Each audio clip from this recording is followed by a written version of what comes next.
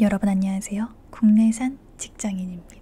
오늘은 연봉 협상을 성공적으로 받는 방법에 대해서 말씀드리겠습니다. 저는 참고로 수많은 이직을 함과 동시에 다양하게 다녀봤죠. 호봉제로 받는 연봉 느낌으로 연봉을 내고해 본 적도 있고요. 실제로 연봉 협상까지 다 진행을 해봤고, 이직과 동시에 상대방의 회사로부터 사이닝 보너스를 받아낸다든지 연봉을 더 높인다든지 이런 식으로 협상을 해본 경험이 있습니다. 그런 수많은 제 생체 데이터를 통해서 오늘 좀 정리한 내용을 말씀드리고자 합니다. Let's go!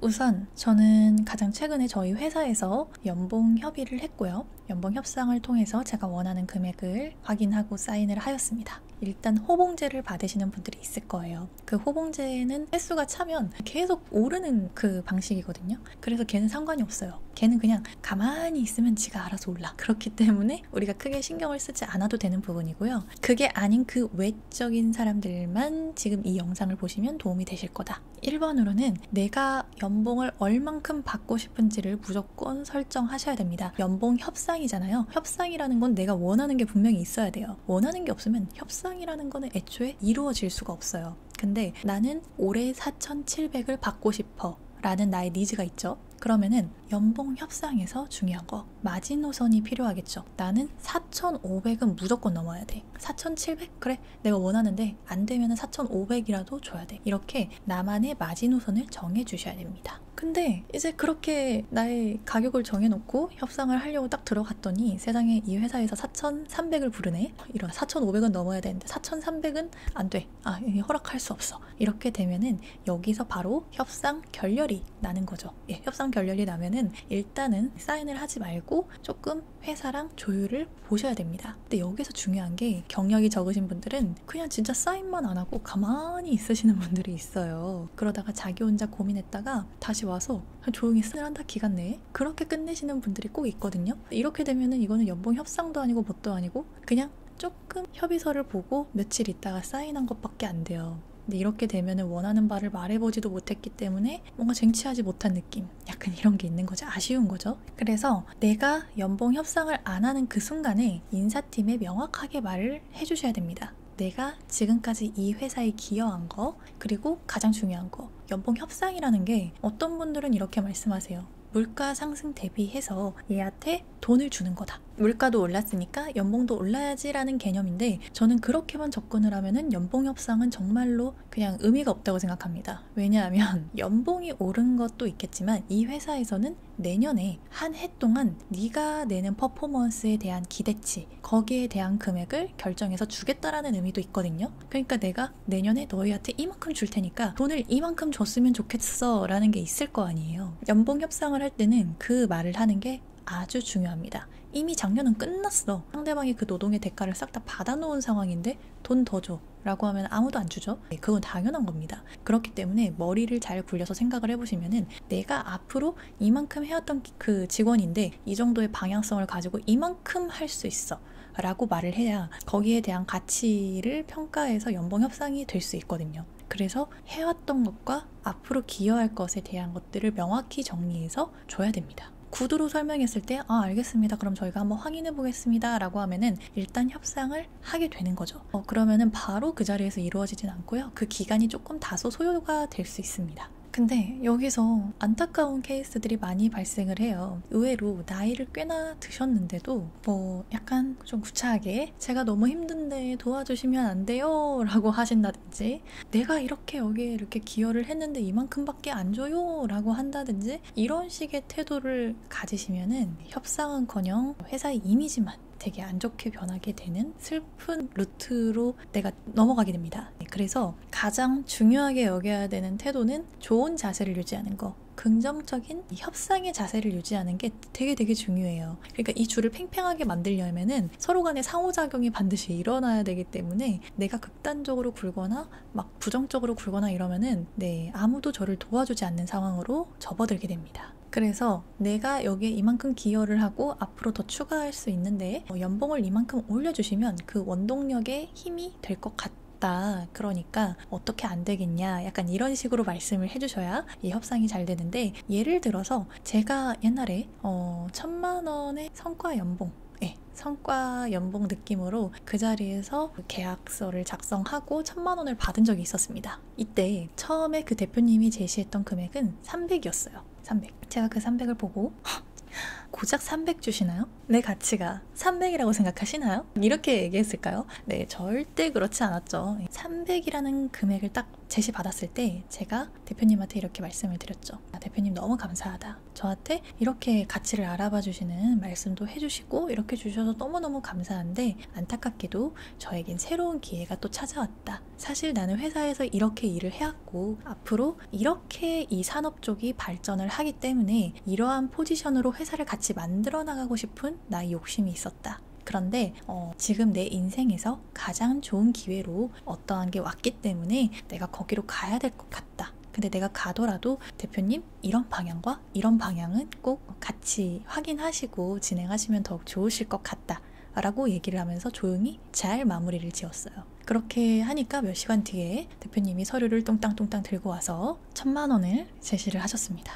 그리고 사인하는 순간 바로 이 통장으로 입금시켜줄게. 제발 부탁이야 라고 하셔서 그 순간 이제 계약서를 하고 1,000만 원을 받았죠. 그래서 회사에서 제시한 조건이 마음에 안 드시더라도 반드시 긍정적인 자세와 태도를 유지하시는 거 매우 중요합니다. 근데 이래도 내고가 안 될 수 있어요. 이거는 머리를 조금 써야 되는데 내가 진짜 그 회사에 기여한 바가 증명이 되지 않거나 아니면 진짜 없을 수도 있거든요. 그렇잖아요. 직장 생활을 길게 하다 보면요. 난 정말 기여한 바가 없어 하는 한 해가 있어요. 시간만 간 한 해가 있어요. 반대로 내가 올 한 해는 정말 나를 다 갈아 넣었어 라고 하는 그런 한 해가 또 있거든요. 매 해마다 내가 모든 걸 다 꺼내서 퍼포먼스를 낼 순 없거든요. 그래서 내가 진짜 기여한 바가 없어서 회사에 이걸 해주기가 어렵대. 그러면은 인센티브나 다른 복리후생이나 이런 게 조금 있는지에 대해서 살짝 너프를 해보고 안 낸다. 그러면 다음에는 협상을 좀 더 잘해주실 수 있겠냐? 내가 이 정도 더 해주겠다.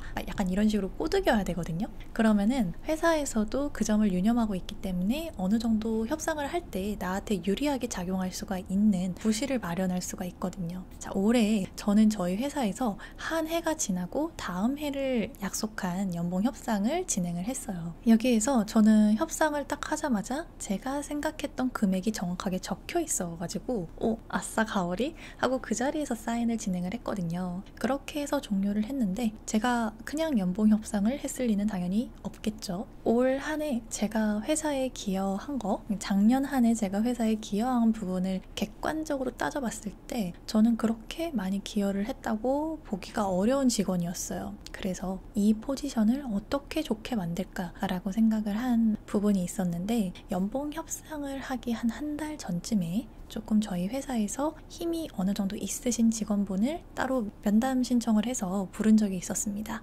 그래서 그분이 이제 흔쾌히 면담을 허락해 주셔가지고 제가 말씀을 드렸죠. 사실은 내가 이 팀에 온 지 얼마 되지 않고 그 안에서 나의 파급력을 제대로 보여주지는 못한 것 같긴 한데 인센티브 제도라든지 다른 성과급 체계가 있냐? 그게 있으면 뭔가의 원동력이 생겨서 나뿐만이 아니라 전체가 으쌰하는 분위기가 될 것 같은데 혹시 그런 부분이 가능하냐라고 이렇게 넌지시 너프를 했죠. 그리고 연봉 협상 관련해서도 혹시 이 회사는 언제쯤 그걸 진행하는지 너무 알고 싶다. 이렇게 말씀을 드렸죠.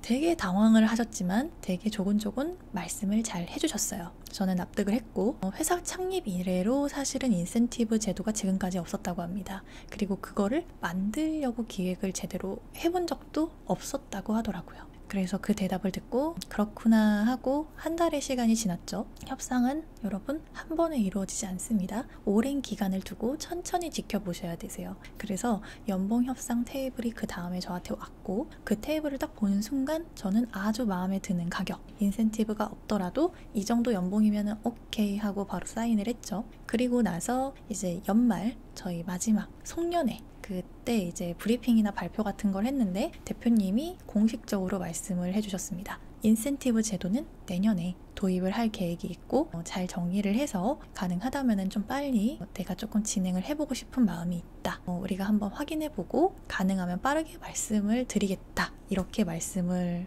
해주시더라고요. 자, 어떤 느낌인지 조금 감이 오시나요? 저는 연봉 협상 전에 이미 그런 인센티브에 대한 니즈를 말을 했고, 그러다 보면은 대표님 귀에도 그게 안 들어갈 수가 없어요. 그럼 그래, 돈 더 벌어올 거면은 인센티브 줄게. 하다못해 너희 팀만이라도 줄게. 이런 식으로 약간 내고가 되거든요. 그 회사 입장에서 그냥 지나치지 않게끔 최대한 좋게 잘 설명을 하는 게 가장 중요한 포인트죠. 그래서 저는 연봉 협상도 성공적으로 이루었고, 그리고 내년에 뭐 새로운 제도나 복지 제도나 이런 게 좀 성장할 수 있는 회사에서 다니게 된 입장이 된 거죠. 총 정리를 해보자면은 1번, 지금의 연봉에서 받고 싶은 나의 진짜 연봉. 2번, 내가 허락할 수 있는 최소한의 마지노선. 3번, 협상이 결렬됐을 때 나의 태도.